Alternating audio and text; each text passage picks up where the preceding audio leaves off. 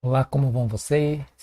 É, Hoje estamos aqui para falar sobre os grupos, criação de grupos no Moodle, na sala de aula virtual. Então, assim, para começar, né, eu gostaria de ressaltar a importância de conhecer este assunto, porque numa sala de aula nós poderemos ter muitos alunos e talvez o professor queira trabalhar com a criação de grupos, né, diferentes grupos dentro da mesma sala de aula. E no Moodle é perfeitamente possível fazer isto. Então vamos lá? Quero mostrar para vocês como é que primeiro, antes de mostrar como se configura e cria os grupos, eu vou falar um pouquinho, né, sobre os conceitos, o que significa criar grupo na sala de aula e quais os tipos de grupos que nós temos. Vamos lá? É importante, antes entendermos que no Moodle os grupos são abstrações de usuários. O que é isso?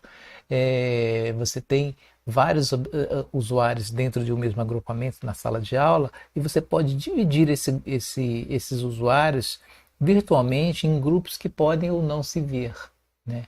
Então, dentro desse contexto, né, o conceito de grupo, a finalidade de grupo no Moodle é para organizar de maneiras diferentes esses usuários que, em um primeiro momento, quando inseridos na sala de aulas, estão todos dentro de um mesmo grupo. Mas eu quero fazer outros grupos dentro de um grupo grande, né? Existem três pontos importantes, então é importante nós percebermos que existem três coisas importantes e fundamentais para que nós possamos entender como funcionam os grupos na sala de aula. O primeiro ponto, né, é que os grupos só existem no contexto da sala. Então só vai existir grupo dentro de uma sala específica. Se você mudar de sala, se você mudar de curso, estes grupos deixarão de existir. Eles só existem dentro daquela sala na qual você configurou para que exista a divisão grupal. Para que os grupos sejam criados, é necessário que os participantes já estejam, ou seja, estejam matriculados na disciplina.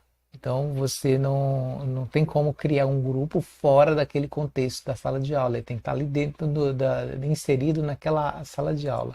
E outro ponto importante é que só é possível inscrever usuários com diversos que é possível inscrever usuários com diversos papéis nos grupos que você não inscreve não somente os estudantes, mas também você pode inscrever professor, tutor, moderador ou qualquer outro tipo de papel que existir dentro daquele ambiente, dentro daquela sala de aula. Então, se tiver um professor tutor, um moderador ou além dos estudantes ou até mesmo um visitante, você pode inseri-los em grupos diferentes, né? E aqui temos uma visualização, né? No quadro laranja, nós temos aqui estudantes na sala virtual, são vários estudantes diferentes, né? E do lado direito eu separei por grupos. Separei essa sala virtual em grupos. Este seria um conceito de divisão de grupos dentro da sala de aula. Porém, existem dois tipos de grupos que você pode criar, que são os grupos visíveis e os grupos separados. Os grupos visíveis, né, que estão aqui, significa que esses grupos aqui, eles podem ou não, eles podem se ver, né? Este grupo aqui pode ver este grupo aqui pode ver este grupo aqui, ou vice-versa, e pode trocar. Então, assim, esses grupos todos aqui, eles podem se ver mutuamente, né? Este grupo aqui pode enxergar este grupo, e aí vai, vice-versa, né? Neste outro formato de grupo aqui, de agrupamento, nós não podemos, né?